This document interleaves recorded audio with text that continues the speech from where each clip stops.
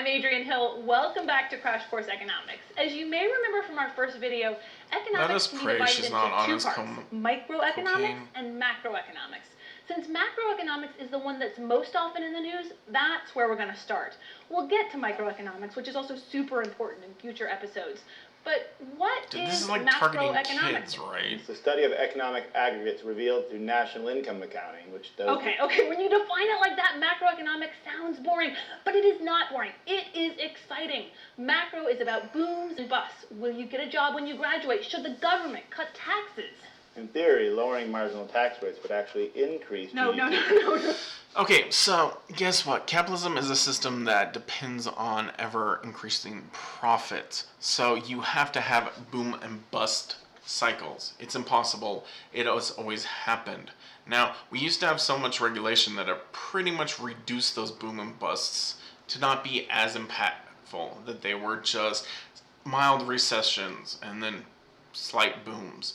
But prior to that, we had horrific busts, Great Depression style, like every bloody 10 years, like almost on clockwork. And it's because you have to have so much profit. So you get a cycle going, and then the stock market feeds into that profit, and then everyone just joins in, and you start creating kind of pretend money in the stock market, where things that were worth $5 rationally are now somehow, a company that produces it is now worth like 100 times what it was. And then people realize, wait a minute, that company can't really be worth that. And oh, look, a crash has happened. Because rationally, there's just so much that you can consume. There's only so many Snicker bars you can eat. And so you gotta limit. So a Snicker bar company can only increase profits so much. And that's the reason why capitalism is irrational, is because it depends on ever increasing profits, which is just nonsensical. Every market should get to a certain point where any new innovation or device has saturated it, and then it's stagnant. And then you just basically consume it and then toss it away when it's done. And you really don't have any more increases. And that's the problem. The problem is, everyone thinks that a economic line is supposed to go up. It should actually have a slight increase and then just be pretty much a straight line into the future, parallel with what its starting point was. But nope. And that's the problem. It's the problem with capitalism. And they're never ever going to teach you that issue, and that's why there's booms and busts, because you do have this thing where it expands, and you increase your profit, and you increase your profit, and you increase your profit, but you do it by bull rubbish. Trying to talk without cursing. It's all pretend bull. And then it goes up and up and up, and then it crashes. And then you're stuck in a system. The goal of learning economics is to become a better decision maker, and part of that means learning about how the whole economy how much cocaine does they give this woman? Let's learn about the whole economy. And how is this guy funny? Oh yeah, he's hilarious if you take enough cocaine, folks. So macroeconomics is the study of the entire economy. Macroeconomists study the big stuff, like economic output, unemployment, inflation, interest rates, and government policies. Now, when it comes to fields of study, macroeconomics is a relatively new subject. It wasn't until the Great Depression in the 1930s that economists fully appreciated the need for a systematic way to measure the overall economy, and that we might need theories to guide policies and fix potential problems. 100 years ago, there was no comprehensive data on economic activity, so there was no macroeconomics. Today, economic data is plentiful, but that doesn't mean that economists agree about where the economy is, where it's going, or what should be done. Which also means that economics might be ignoring the actual rational world today. And you might need to have a new economic theory and a whole new division. You're likely to get 3 different answers. But how, you ask, can the dismal science be so subjective? Well, economics is not a traditional science because it is nearly impossible to control all It's the different pseudoscience, people. Pseudoscience. You might as well just go out and believe in astrology for as much as economic theory will help you with anything. All of you to the Tournament of Champions in Floppy Burr. Who saw that coming? That doesn't mean that economics is all guesswork. For example, right now yeah. in early 2015, the economy of Greece is, well, it's not good. But how can we tell? And is it going to get better? Is it going to get worse? What can be done about it? There is These are a all really good questions guy that who talks about the macroeconomists Greek try to economy. answer. But for this video, we're going to focus on the But they're question, not gonna how focus can on we him. tell? Well, in general, policymakers have three economic goals. They want to keep the economy growing over time. They want to limit unemployment. They want to keep prices stable. Now, for the most part, when those three things happen, the citizens are happy, politicians get reelected, and economists get raises. And there are three specific measurements that economists analyze to see if the country is achieving each goal. They're the gross domestic product, unemployment rate, and the inflation rate. The most important measure of an economy is gross domestic Except product, for or the GDP. irony is we are not considering the stock market as an inflationary rate. Because we have done trickle-down economics, also now known as QE, which just pumps money into the stock market. It doesn't count towards GDP because nothing new is produced. Seriously, Now, that same look at logic how applies much to the buying stock financial market assets like increases stocks. Or when one company buys another company, in for example, when relationship Google buys to YouTube, government spending those in don't a count given towards GDP area. because no new good or service was produced. Also, GDP often doesn't include illegal activity since drug dealers don't usually report their sales to the government. Oh, Or by the way, non-personal economic activity you want a like free healthcare. market? For example, The if drug a dealers plumber operate charges in a someone free $100 market. to fix their hot water heater, Everything that called the counts black towards market. GDP. That's actually what a If free it's market his looks own like. water heater, that doesn't count towards GDP. Here's a list of countries organized by GDP. Notice that GDP is measured in dollars, not the raw number of things produced. If we analyze just the raw number, then a country that produced 5 million thumbtacks would look like they're doing just as well as a country that produced 5 million cars. But there's also a problem with using the dollar value of stuff produced. It's inflation. Right? If two countries produce the same amount of cars, but one has higher prices, then that country is going to have a higher nominal GDP, or GDP not adjusted for inflation. To get a more accurate idea of the health of the economy, economists look at real GDP, which is GDP adjusted for inflation. Just what adjusted for inflation means is really important, but it's too big of a topic to discuss right now. We'll get to it. So what does the real GDP in Greece tell us about its economy? In 2013, the Greek real GDP was around $242 billion. But that number doesn't really mean anything until you compare You it to couldn't, previous years. once again, In you 2012, can't it was have $250 constantly billion. increasing In unless 2011, it was $288 billion. And in 2010, a GDP it was would be $300 completely billion. in line In with fact, starting in population 2008, Greece and has had innovation. 6 years of And that would be decreasing it. GDP. And the data reveals that this recession is just as deep and prolonged as the Great Depression in the United States in the 1930s. Now, I just used the term recession, which a Yeah, lot they of did. people use They made incorrectly. Greece a recession debt is slave. not just when the but economy's bad. That's great. Officially, it's when Let's not talk about the real issues. or 6 months. Let's not talk show a about decrease Greece in is in so real much debt, and they are Even though causing the so economy much of Greece is interest still rate struggling, it on the climbed poor out little of Greek this people recession that in there's no way for them 2014, ever to experiencing ever a pay slight it off. increase. So they are now debt slaves. A depression, on the Everything other that they hand, ever doesn't produced. have a This is what technical happened definition. before, Second, Hitler severe took recession, over in when the Germany. economy They made them really into needs debt that. slaves. It's worth noting, Everything though, that they GDP can be a produce little problematic. goes into I mean, a not all debt countries that they measure can GDP never, in the same ever, way. And in ever recent years, some repay. European Union countries have started experimenting with But some this underground coke fiend markets, will not like the tell you sex that. trade and drug trade as part of the total. In fact, GDP isn't even that old an idea. I mean, is that, look According at to how red her Robert eyes Gray, are. During the Great Depression, I mean, does she have a economic hint decisions were made, of quote, on the pink basis eye, of or such does she sketchy do enough data as cocaine stock that prices, that's the reason why grape her carloads, eyes are and like incomplete this? indices of industrial production. The fact was that comprehensive measures of national income and output did not exist at the time. The Depression, and with it the growing role of government in the economy, emphasized the need for such measures and led to the development of a comprehensive set of national income accounts. So GDP was invented to account for national income, and it may not necessarily provide a complete picture of a country's economy. But for the moment, it's what we've got. And we should have tried to figure out what the real thing is, because let's just keep up what you got. Now for the next We're big gonna say it's issue not in broken. macroeconomics. Where's the coke? Anyway, the major goal of unemployment policy is to limit unemployment, and that's the measured hell? by, Was that a guessed it, little the guy in a unemployment piss rate. bottle? In Greece, What the hell was that unemployment thing? is 25%.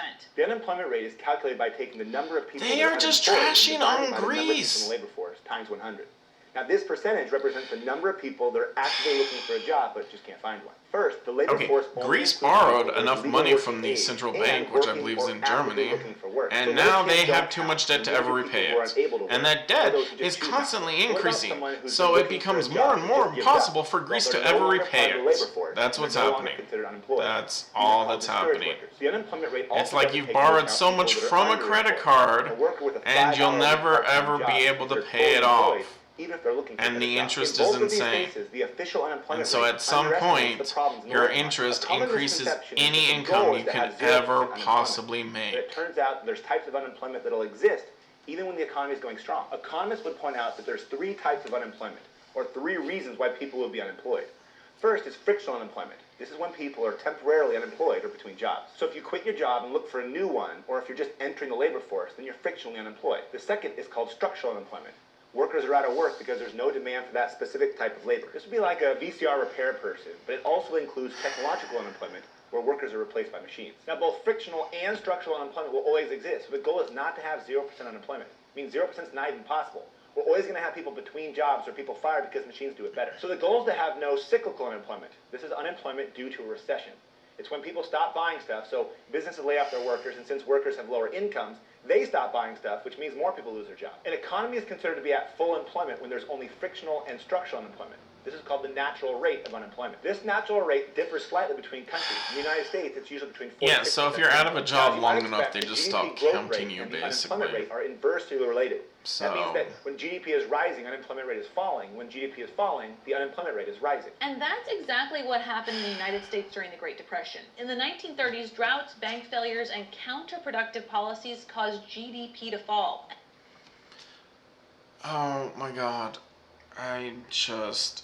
This is just too much. Okay, so the Great Depression happened because people threw all their money at the stock market. And then a crash happens.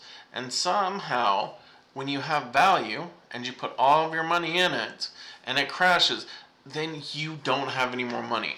And then, because of how our system works, if you're not buying and selling because you've lost all of your money in the stock market, then it has an ever increasing effect. And so basically money just disappears out of the system. And that sounds weird, but that's how it is. The stock market just creates money a lot of times. Banks do just randomly create money. It's just there, which is just an incredibly complex thing. And I'm sure a bunch of people who watch this at some point will say that that ain't so. But the banks create a lot of money. They've always just created money. And a lot of it has no basis ever on, like, even back when it was gold. You could create enough stocks a long time ago that would act like pretend money, and it could go up and up. And then when the stock price falls, then you just wipe out the ability. It's kind of like if you're playing Monopoly and someone decides that he's going to give you a bunch of IOUs. There's no more money left in the pot, and you get a bunch of IOUs. But eventually, there's nothing, and people give up. And so one person has every little bit of money, and all the IOUs just stop being worth anything, and those disappear out of the system. And so there's literally nothing left. And then there's nothing produced because no one can buy it, which is just the gears of the economy of how we produce it today. And unemployment peaked at 25%. Let's move on to the third economic goal, stable prices. While I might like the idea of the stuff I buy getting cheaper across the board, falling prices are not really a good thing. Average prices in Greece have fallen about 2% recently. And during the 1930s, the inflation rate in the US was negative 10%. But how can cheaper stuff be bad for the economy? Well, the goal is to keep prices stable, mainly to avoid rampant inflation or rising prices, but we also want to avoid excessive deflation, which is falling prices. Inflation is measured by tracking the prices of a set amount of commonly purchased items, or what economists call a market basket. The inflation rate is the percent change in the price of that basket over time. Too much inflation is bad because it decreases the purchasing power of money. It means you can buy less stuff for the same amount of money, which has all sorts of negative effects on the economy. Business costs increase as workers demand higher wages, and interest rates increase, and so it's harder to get loans, so people buy less cars. It'll overheat. In an economy, significant spending That was increases just too GDP, boring. causing an expansion. Unemployment falls and factories start producing at full capacity to keep up with demand. Since the amount of products that can be produced is limited, people start an engine that powers the Volkswagen of growth. No, okay. Capitalism has a system baked in where you have basically, you start off and everyone just starts getting revved up about a stock or whatever. And normally, what you have is a boom and bust cycle. And if you can put enough regulations on it, and like keep the banking industry as much out of this as possible, then you don't have Great Depressions if the banks go around, but you typically do. Right now, we have a system where the second a bust happens, they flood the market. And so at this point, the stock market is purely just inflation. And it's kind of been this way ever since like 1982. You can go in, I can pull up a bunch of dusty graphs and show you, oh look, the stock market went up this much, and look at how much trickle down economics Reagan did. Oh look, other countries followed suit. Look at their graph, yay. So basically the government has borrowed money so the stock market could go up and up and up. And it should seem irrational to everyone that stocks can keep going up. Okay? They should flatline until some massive new product or innovation is developed. It should be a flat line until they get enough that people like just buy into them, and then their thing would eventually find a new equilibrium, or just for a little time you would have a slight increase and then it would just flatline. An economy should not be a perpetual line constantly going higher and higher and higher. That's irrational. And the fact that economic theory doesn't grasp that you can never have ever increasing profits after 400 freaking years of this means they all believe in magic crystals. The end. Thank you so much. These people are just coked up freaks. I'm sorry. Have a wonderful day. Cheers. Peace out.